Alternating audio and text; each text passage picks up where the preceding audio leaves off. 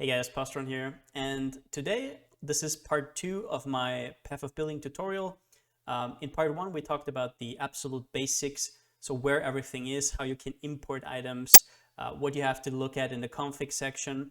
But now let's dive a little bit deeper in and see what are the mistakes you could make, what are mistakes that other people make, like maybe you import a build and they are not as good as maybe they claim to be, or they forgot something, which always happens. It happens to the best of us. Or for whatever reason, we're gonna go through everything. So when you look at a build, you know, will it actually perform what it claims to perform in game? And I'll give you some examples here. And part 1 will be about the config section. So the config section is really intricate, and the more you have in your build, the more the config section will open up. So as you see here, I have a lot more config options than you might have if you open a new build. And that is because config section is completely adaptable. As always, ignore this in the middle. It's just in the way. It doesn't matter. But the more you enter your build in, the more options will appear here, because Path of Building wants to know what's going on with your build and how it can calculate your damage, because it's actually very intricate. So what are the common mistakes here? I wrote some down for you. So number 1, check if they have, or if you have Cirrus here. Cirrus will mean that your build is going to be up against something that has a lot of res, a lot of chaos res. Don't think about the definition Cyrus. It doesn't matter. It's just there to replace like a big rare in a map. If you're a mapping character, think of Cirrus as like a big rare. Cirrus will not change any monster HP or anything. It won't matter. It will just roll the enemy elemental resistance and the enemy chaos res against what you're doing. So the more penetration you have, the better you will do against the big guys. So that's basically there to assure that no matter what build you are, you have some form of breaking through enemy resistances. If you don't put this on, POB will show you that resistance reduction is actually not as good as it actually will be, because against the bigger boys, if you reduce 50 to 0, that's double damage. But if you reduce 0 to minus 50 resistances, that's only 50% more damage. So you can see that there's a problem. This is the golden standard, as I already said in the last video. This is the golden standard of builds. No matter if you're mapping build or you're fighting Cyrus, it doesn't matter. It's just there to basically give you a hint how this does against the really hard opponents, or the really hard enemies, because all the white mobs and all the magic mobs will be no problem whatsoever. So that's the first thing that a lot of people do wrong. Now, forgetting to tick stuff. So that's an interesting one. Number 1 here, something I forgot to tick. I mean, I did tick it in the build guide, but I put it in here, is melee distance to enemy. Now, you just saw my damage go up, right? From 15 to 18 million. Well, why is that? Well, that's because I'm a Slayer and I have this note here. Deal up to 15% more melee damage to enemies based on proximity. For melee builds, this is only really important if you're a Slayer with this node. But for bow builds, for example, it's really important, because if you're point blank, that means that if you forget to tick this, you're losing 30% of your damage. So definitely always have this ticked. You can always go 10. I think 10 is 10 is like the base range of that. So if you take that, always do not forget to also put it on, or you're actually sabotaging yourself. Now, something interesting as well, frenzy and power charges. I actually have blood rage in this build, but I did not tick frenzy charges. And why is that? So there's 2 different scenarios. Number 1, you're in a map. Let's say you have frenzy charge on kill. You will always have your frenzy charge at full. It'll be fine. Against bosses, though, where you will need it the most, it's not going to be up because there's nothing to kill around. So unless you have frenzy charge on hit, if you're planning on simulating the damage on a boss, you shouldn't tick this, because this will just give you a fake DPS and will give you a fake impression. Same is true for power charges. Distinguish between power charge on kill and power charge on hit. Think about what you want to do with the build. If you're completely a mapping build, it is fine to tick frenzy charges if you have blood rages, just because you're not actually fighting Cyrus, you're mapping all day. So it's fine to tick frenzy charges. But if you want to boss with it, I would be very careful, because as you can see, this gives you very inflated damage numbers, basically. And last but not least, this is not as much of a problem anymore, but shock. So early in the days, if you ticked shock, it would always be 50% more damage, which has been corrected. For example, I don't have any way to shock enemies, and POB knows that now. So even if I click shock, it doesn't do anything. But you can put in effect of shock here. So let's say I put 50%, that's obviously way too much. Now, I don't think most people will just, after they fix this, just go in here and type 50, even though they're not a lightning build or can't shock in any way or fashion. But what you have to be careful is some people assume that because they're full lightning, they're going to shock enemies for the full 50%, which is not the case at all. So here you have to distinguish between, are you actually shocking enemies for 50%? Now, how do you actually know? That's very, very hard to know, right? But you can do approximations. So for example, if you're a very fast hitting build, chances are you're not going to shock for anything basically. So just leave this alone. But if you're somebody who, like a Doriani's prototype build, no, Doriani's fist build, and you have one big hit, chances are you might shock for a lot, even against bosses. So you might want to actually tick shock and put in like 25 or something here. But 50% is very, I don't know, I wouldn't personally do it.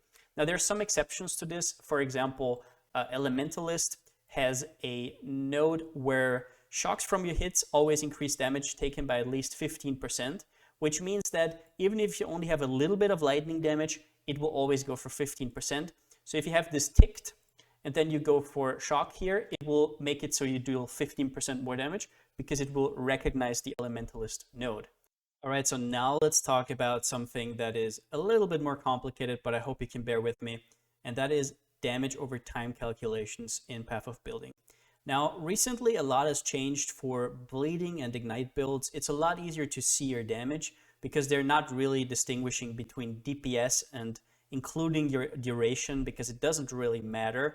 Like, it doesn't matter whether your ignite goes for 8 seconds. That doesn't increase the DPS. Simply because the damage per second is still the same whether it goes 2 seconds or 8 seconds.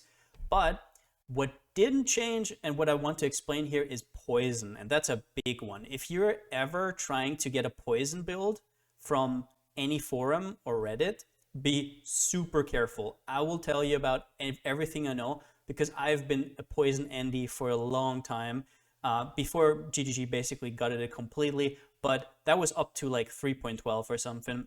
So I will give you something that was like, this was like a few leagues ago, so this is completely out of date. Don't do this build, but I want to talk about it here because there is a lot of mistakes to make with poison. So number one culprit is this node here, Noxious Strikes. 5% increased poison duration for each poison you have inflicted recently. The important thing to understand is that for poison builds, it matters how much duration you put into your POB, because it will actually increase your DPS, how much duration you have.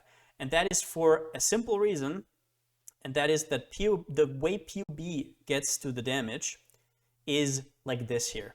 So basically, let's just say you have a hypothetical enemy in front of you, and let's say he's like invulnerable, but you can still ramp up your poison on him. So you start attacking. Now, there's 1 poison on him, 2 poisons, 3 poisons, 4 poisons. Let's say the duration of 1 stack of poison on you is 4 seconds. All right, so let's say straight up 4 seconds for every single poison. Okay, so that means that it goes up and up and up. Now the DPS goes up because you're stacking more and more. The earlier ones don't run out and new ones are coming, so it gets more and more and more. Up to 4 seconds where the first one wears off, and then the second one, and then the third one, so then it becomes stale. So at the end of your max duration, you have the max DPS, and that is what Path of Building will give you. Now, what's the problem with that? That is, if you put copious amounts of poison duration into your Path of Building, it might be that you're here at like 12 seconds, and it will take like this damage here as your DPS, and you will think, oh my god, I'm doing 100 million DPS. But that is only true if you actually stood there and attacked for 12 seconds, which never happens. So my realistic goal for a poison build is to be between 3 and 4 seconds, because that's realistic for a boss, and everything else will melt anyways. So that's where I try to be. And now we get to the problem, which is this node here gives you the illusion that you should put a lot in there, because In this build, I'm playing Barrage and Tornado Shot. These things hit a lot. And it says 5% increased poison duration for each poison you have inflicted recently. Oh my god, I'm attacking almost 5 times per second. Tornado Shot has so many hits. Let's say I come out to like 200 poisons applied recently, right? Because, I mean, even against single target, Tornado Shot has secondary projectiles. Okay, let's put it in. Oh my god, I'm doing 100 million DPS. Crazy. So this is the problem with this. If you have 200 ticked here, that will mean, let's do quick maths here, that will mean that from this node, you will get 200 times 5. It's a lot of duration, let's just put it that way.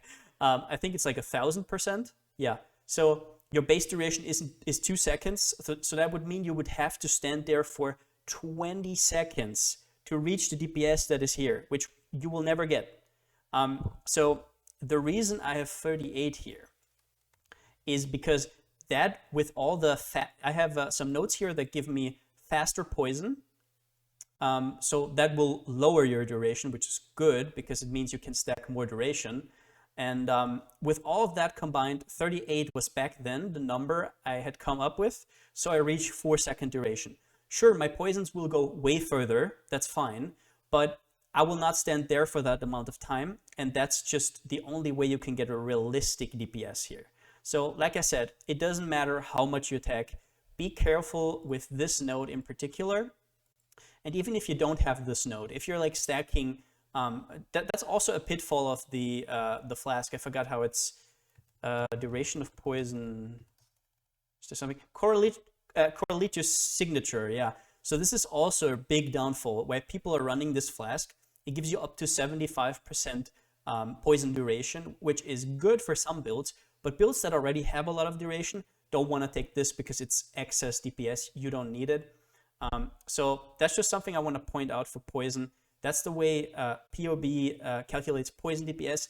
And that's why you might have been one of the many people, you read a lot about it in the forums, one of the many people who got burned by poison builds that are overselling on what they can do. And they have like 100 million DPS and cannot clear a tier 14 map. So be aware of this. Be very, very alarmed when you see a poison build with a lot of DPS. Immediately check how much they have ticked here if they are an assassin. So yeah, that's basically that. Another mistake a lot of builds make is ticking too many temporary or conditional damage sources. So what do I mean by that? So basically that is stuff like Ancestral Protector, Ancestral Warchief, stuff you have to actually put down to get the damage.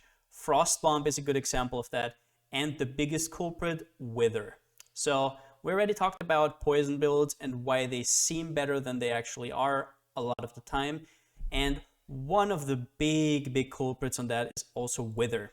I wanted to include it in this section because it's also kind of like temporary or conditional damage. But so what a lot of people do is they put it on a spell totem and then put like something like faster casting, maybe even increased duration on.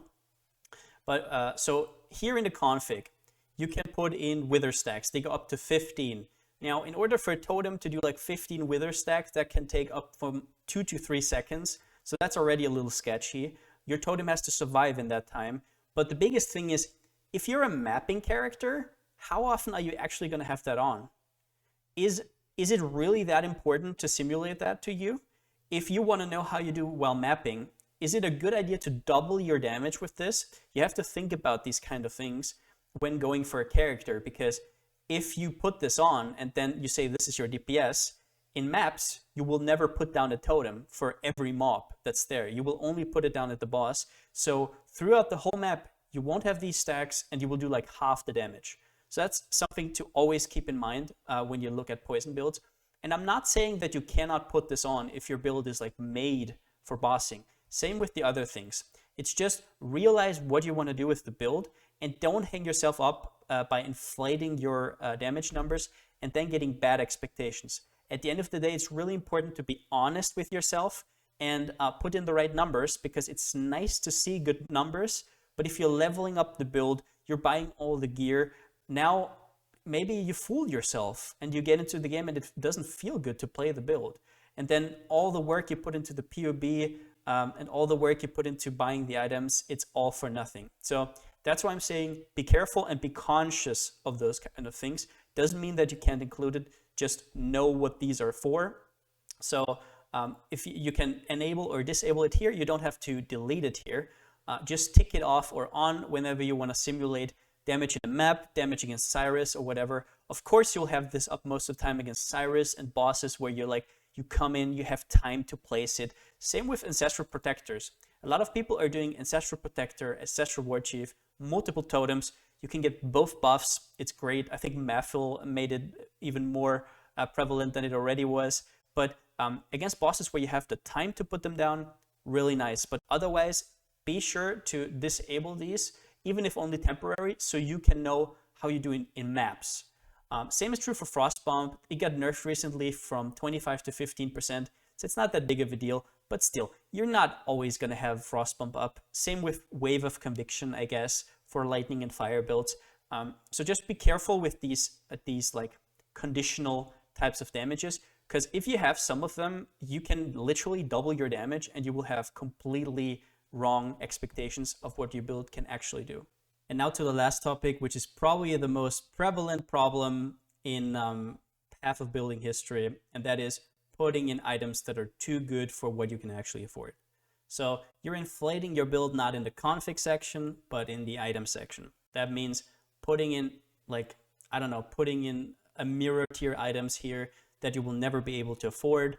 And this has a lot to do with expectations. So for example, this POB in total probably costed like 800x, which was back when aura stacking was good. I think that was like 2 leagues ago or something, which at the time I could afford. This build was like 1 month into the league. I had a lot of currency. I sold all my other gear.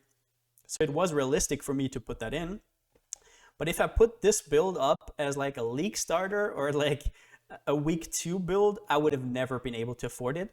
And the items I would have been able to afford would have made this build not very good. So always be realistic with yourself, what you can actually achieve. Better undershoot than overshoot. You can always upgrade. And this is also a reason why I usually try to give budget options in my builds. And if you're asking me in the comments down below, is this possible with 30x? Is this possible with 40x? Is this possible with 10x? I will usually give you a very honest answer about that. Or I will already have answered that in the video itself.